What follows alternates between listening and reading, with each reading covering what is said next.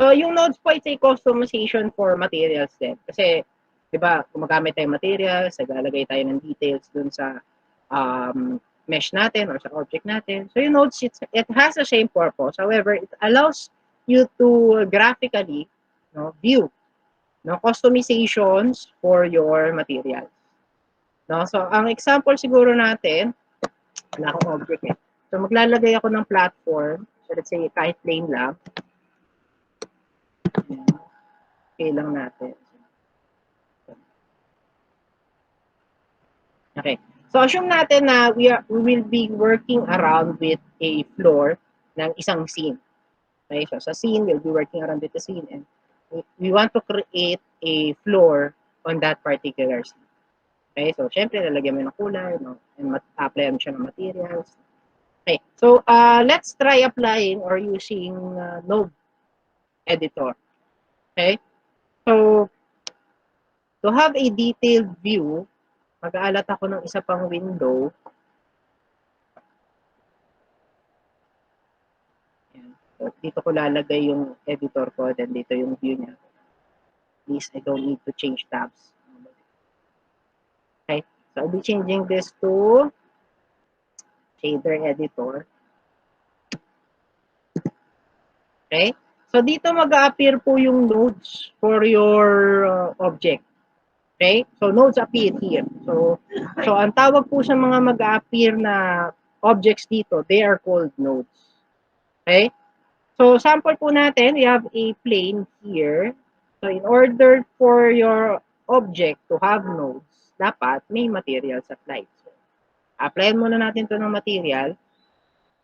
No? So you have your material properties. So again, the approach is select your object and then go to your material properties tab. So maglalagay lang tayo ng material. Tawagin natin tong, we'll be calling this floor. The name niya is floor. So as you can see, yung selected object ko, kaya may object, will show its current node. Sa case natin, ibang object na sineselect ko wala, kasi wala naman siya materials.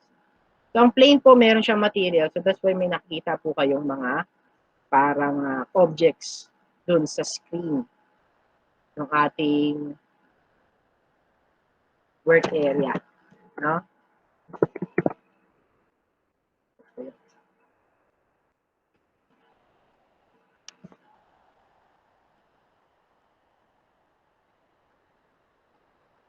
Okay. So, ito po yung current node nitong object na to. So, nodes appear when you apply what we call materials. And basically, for example, babaguhin ko yung surface natin dito. Okay, so let's change this, let's say, to diffuse. Okay, so kunyari, yan, diffuse. Okay, ma-apply din siya dito sa ating object dito. So, it's really the same approach. Okay? Parehas ang approach.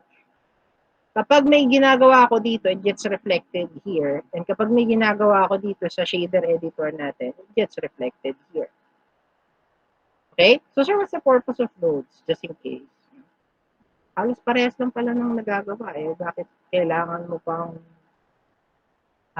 gumawa ng hiwalay? No? So, actually tama. Pwede ko rin naman siyang gawin dito. Kaso, ang problem ko is, what if I want to add more customization in order for my surface to appear more realistic? No? Limited lang kasi pwede kong gawin dito eh. And not everything is viewable at one seeing. So dito kasi I can have a better look. No? I can have a better look dun sa area. No? So, how can I remove this? No? So, meron ako node dito. Kunyari, this is just a view. No? So, I just want to show you that what you do here gets reflected here. So, ang gagawin ko, yung gagawin ko ba dito ngayon sa node editor or sa shader editor gets reflected dun sa materials. Okay? So, what I'll be doing is, you have your material output. So, ito yung kakalabasan pag nag-material preview tayo. No? So, ito yung material output. And let's try making changes dito. So, ang gagawin ko, di-delete ko to. Okay, dinilit ko yung pinili kong shader dito. So, kung mapapansin nyo, surface use is blank, none. Kasi nagbura ako eh. Okay? Binura ko siya. So, pwede rin ako mag-add dito ng surface na pwede kong gamitin. So, parang nag-add ka lang ng object, no? Shift A, and then you can select a variety of objects, no? Pwede ka maglagay ng variety ng options. So, yung options dito, it's too many to discuss. I'll be discussing common. So, have what we have tried before, yung shader. Texture is for if you want to apply texture-based images, patterns dun sa surface mo.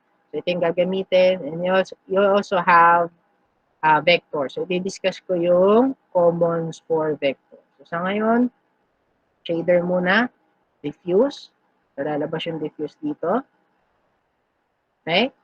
And then, sir, paano yan? None pa rin eh. Kala ko ba pag naglagay ka dito, the reason why is, this node isn't really connected with your output. So, in order to connect it, you left-click, yung circle natin dito, dinan nyo po, click and drag, and then connect it to the surface of the material output. Magre-reflect siya dito. Okay?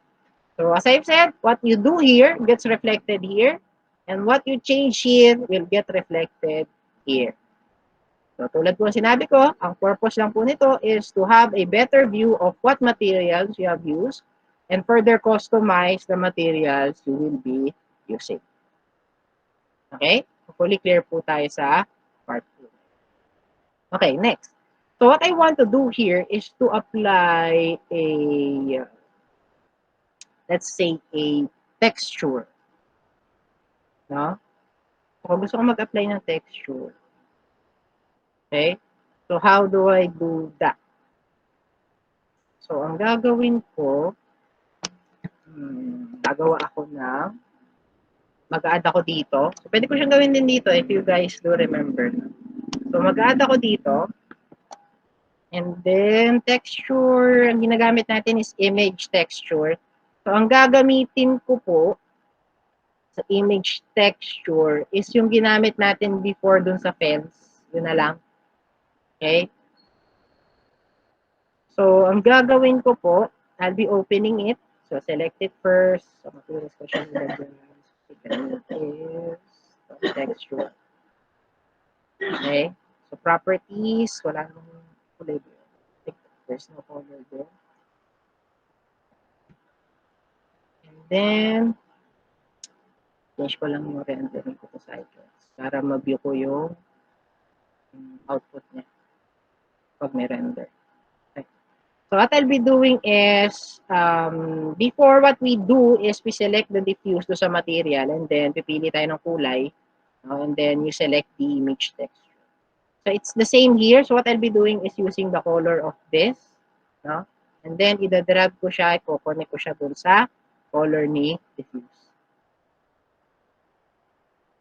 Okay? It gets applied also here.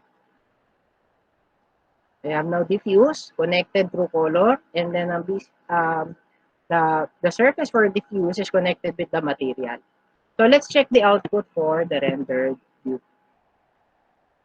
So ganyan po ang magiging itsura niya. Okay, so it's very same on what we have did, so we have created last time. No? Ganyan din ang approach. So ang gagawin ko po, puro ileta ko pang dito. I'll be going to the editor. Edit mode. And I want this to be further modifying this. Masyadong malaki. Scale ko lang. So, then,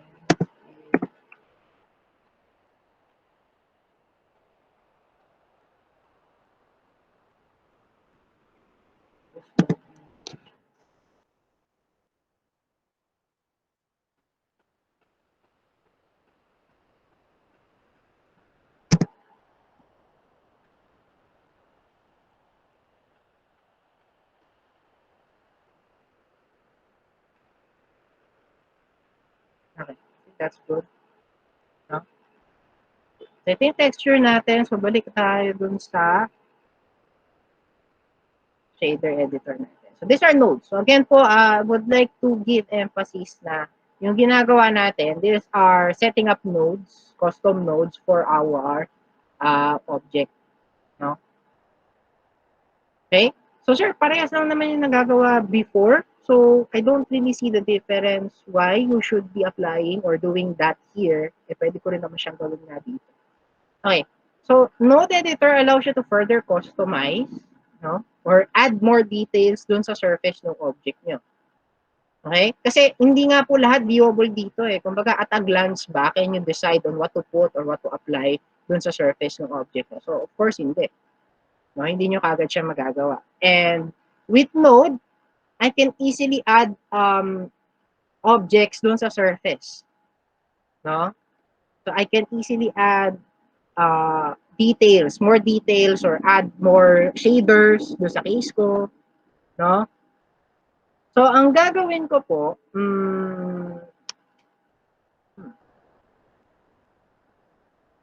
want to add what we call yung effect or view na uneven yung surface. Kasi kapag wood ang platform or surface, di ba dapat uneven, mukha siyang uneven.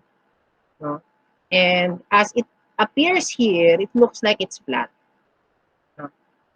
So I want to add more details sana case natin dun sa platform. I want it to be more realistic. No? So what more changes can I apply here just in case? No? So what I'll be doing is mag-add ako ng more effects. So I'll be adding more nodes sa case natin. So I'll be applying bump maps dun sa case natin. So bump maps, it creates an illusion na yung surface nyo uneven. No? Uneven or hindi siya flat. Okay, based on the lighting. So yung mga may dark areas dyan that will appear as bumps, and then yung highlighted areas, they will appear as smooth surface. Depending dun sa color scheme ng texture na ginamit nyo. Okay? So, gagamit ako ng ibang image. So, duplicate ko to. So, paano po i-duplicate? Shift D lang. So, parang sa object lang din. Mag-select kayo object and then, yan nyo. So, ganun din po doon. No? So, ang gagawin ko, I'll be using another image. So, gumawa ko ng picture. It's still the same image, no? However, inedit ko lang siya ng konti. So, what I did is, pinalitan ko yung contrast niya para mas visible yung highlighted part sa dark part. No?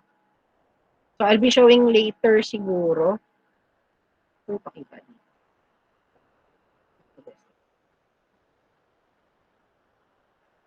Again, use Photoshop or GIMP.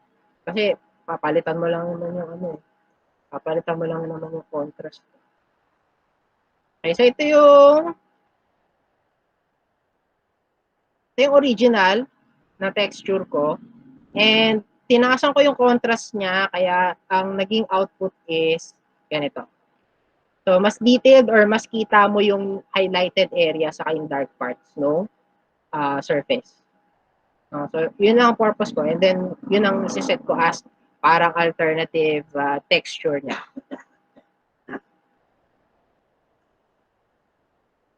Okay? So, dinuplicate ko yung texture. Pabalik tayo doon sa... So, yun ang pipiliin ko, yung ref PNG. I'll be opening that image. Nakalagay na siya dyan. Okay? So, what more can I add? Okay, so siguro magdadagdag din ako ng mix shader. So, pag sinabing mix shader, you can combine multiple shaders, no? So, mix shader. And then, lalagay ko siguro siya dito. Sa gitna. Ayan. So, I have diffuse. Tapos, meron din ako material out.